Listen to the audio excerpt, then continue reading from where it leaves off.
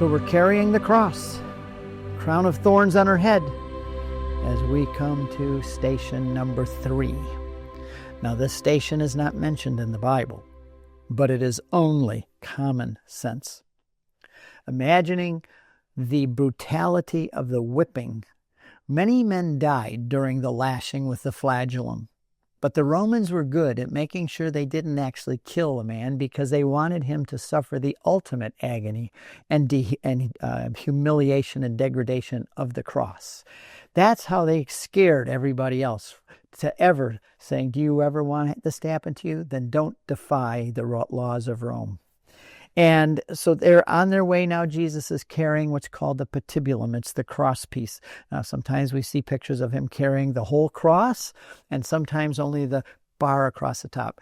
In ancient times, often they would have where executions took place regularly, they'd have the upright already stabilized in the ground, and then they would have the patibulum, his arms on the patibulum, nail him to that, and then hoist that up and attach it at the top. That way they didn't have to bring the whole cross every time. It was much simpler just to raise that up, attach it. When it's done, pull that down, get him off that piece, and bring the next one and put it up again.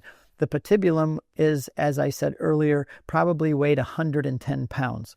Imagine Jesus, I would assume, had his arms lashed to that, and he was carrying that with his arms bound to it. No, whether that was that or he was carrying it like this, we don't know. But the fact is that it's a heavy weight for a man who is in total shock. His body has already lost an amazing amount of blood. His skin is like hamburger. He's been ripped to shreds with the whips. He's been deprived of sleep all night, and he's now carrying this 110-pound piece of lumber, and it wasn't planed nicely like a 2x4 that we buy now at the hardware stores. This was rough lumber, chopped roughly, splinters and big hunks of wood coming out of it, and to carry that, scraping and running on his back. There's actually a devotion for the 6th wound of Christ, which is the chafing of the cross as he carried it on his back. So you can imagine the wounds already on his backs and his shoulders, and now carrying this piece of wood, chafing and heavy and burdensome. And it says that Jesus falls the first time. Even today, as you walk through the old city of Jerusalem, the pavement's made of Jerusalem limestone. It's all polished from people walking on it so much. It's kind of a yellowish orange color.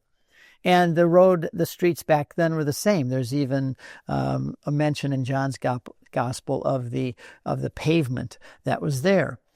And imagine when you fall. Just imagine right now you're walking and you trip and fall. What are you first going to do? Your hands are going to reach out to steady yourself. Your face is protected. You do anything you can to protect your face and your head, no matter how it is. I fell down the other day on the ice up here, and I remember curling up and falling to protect my head and my face before I hit the driveway. Well, if you have your hands like this with 110 pounds on your back, what happens when you trip and fall, especially if you're in shock and you've lost a lot of blood and you're disoriented and dizzy? What happens? What's the first thing to hit the pavement? Boom! It's your face. And not only does your face hit the pavement, but it's pounded into the pavement with a 110-pound beam of wood that slams your face. In the Shroud of Turin, there is they said that you can see the nose of Jesus pushed over. Well, that would certainly make sense, because if he's falling on his face, it's certainly going to flatten your nose. That's the first thing that's going to hit the ground. Imagine that. It's like, don't even want to think about it. But this is what Jesus suffered when he fell the first time. Broken nose on the pavement. People say, well, he didn't have any bones broken. Well, this is cartilage here. I don't know that this is a bone broken or that's a big deal. But his face is just smashed against the pavement as he falls. And this is very reasonable to believe it happened not just once, but over and over again. The soldiers, seeing that it's unlikely he's going to make it all the way, they start looking for a man to carry his cross, to help him. Now, Matthew, Mark, and Luke, they tell us the story of the man coming along to carry the cross. We'll get into that in a minute.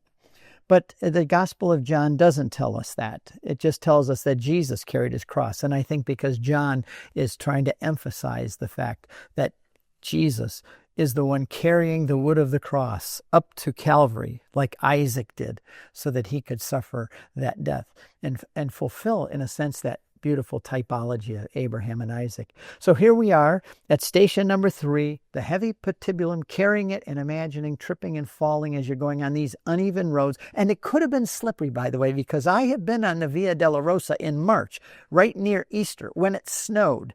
And it snowed 2 or 3 inches in Jerusalem. And we were walking along this path, and it was treacherously slippery when you have the Jerusalem limestone gets wet and it's polished from all the feet. It's very slippery. And we were slushing through 2 or 3 inches of snow. It's not impossible that Jesus was even being crucified during a storm like that, or a snowstorm, because it happens at the end of winter in Jerusalem. So we end the third station. Jesus falls for the first time.